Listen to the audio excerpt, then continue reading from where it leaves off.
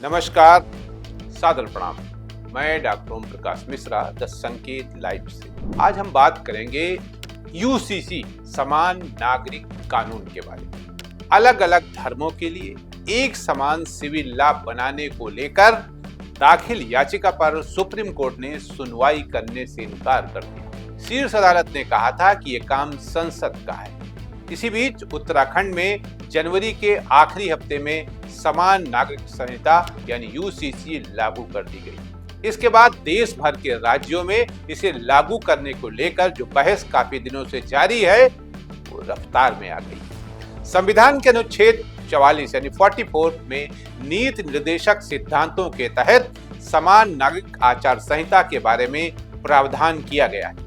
संविधान सभा में जब इस पर बहस हुई तो बाबा साहब डॉक्टर भीमराव अम्बेडकर ने कहा था कि व्यवहारिक रूप से इस देश में एक सिविल संहिता है जो समान रूप से पूरे देश में लागू हो। सिर्फ विवाह उत्तराधिकार का क्षेत्र ऐसा है जहां समान कानून लागू नहीं। ये ऐसा क्षेत्र है जिस पर हम समान कानून नहीं बना सके हैं। इस बारे में कुछ वकीलों का कहना है कि अलग अलग धर्मों में पर्सनल लॉ में शादी की उम्र, गुजारा भत्ता, वसीयत, उत्तराधिकार आदि को लेकर अलग अलग कानून है। मुस्लिम पर्सनल लॉ में बहुविवाह की छूट है, लेकिन अन्य धर्मों में एकल विवाह का नियम कड़ाई से लागू है। बहुविवाह को भारतीय कानून के तहत अपराध माना गया है। 3 तलाक अवैध घोषित होने के बावजूद अन्य प्रकार के मौखिक तलाक, तलाक हसद एवं तलाक अहसन आज भी मान्य है।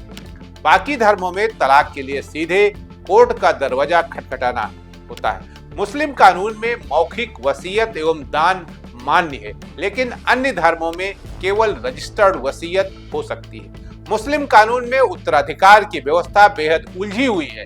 यहाँ पैतृक संपत्ति में पुत्र एवं पुत्रियों के अधिकार में काफी अंतर है।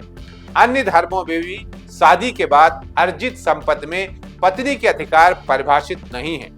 तलाक का आधार भी सबके लिए एक समान नहीं है। गोद लेने और भरण पोषण करने का नियम भी हिंदू, मुस्लिम, पारसी, ईसाई के लिए अलग अलग है। विवाह की न्यूनतम उम्र भी सबके लिए समान नहीं है। मुस्लिम धर्म में माहवारी शुरू होने पर लड़की का विवाह निकाह योग्य मान लिया जाता है।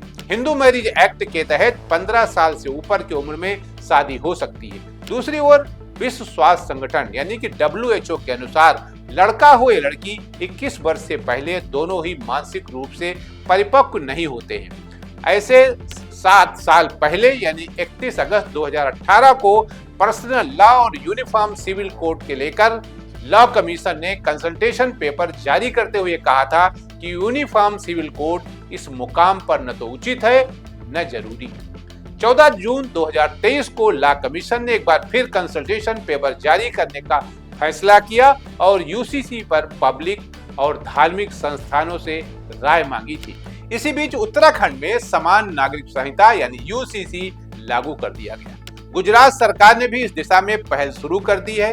राज्य में यूसीसी की आवश्यकता का आकलन करने और इसका मसौदा विधेयक तैयार करने के लिए सुप्रीम कोर्ट के रिटायर्ड जस्टिस रंजना देसाई की अगुवाई में एक समिति का गठन किया गया है। जहां तक राष्ट्रीय स्तर पर समान नागरिक संहिता लागू करने का सवाल है तो मामला अब पूरी तरह से सरकार के पाले में, क्योंकि सुप्रीम कोर्ट ने साफ साफ शब्दों में कह दिया है कि ये संसद का काम है, संसद कानून बनाए, क्योंकि इसमें कोई कानूनी अड़चन तो दिख ही नहीं रही।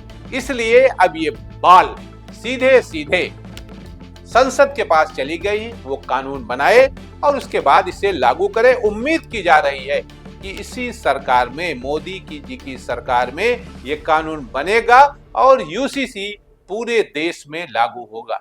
आज के लिए इतना ही। नमस्कार।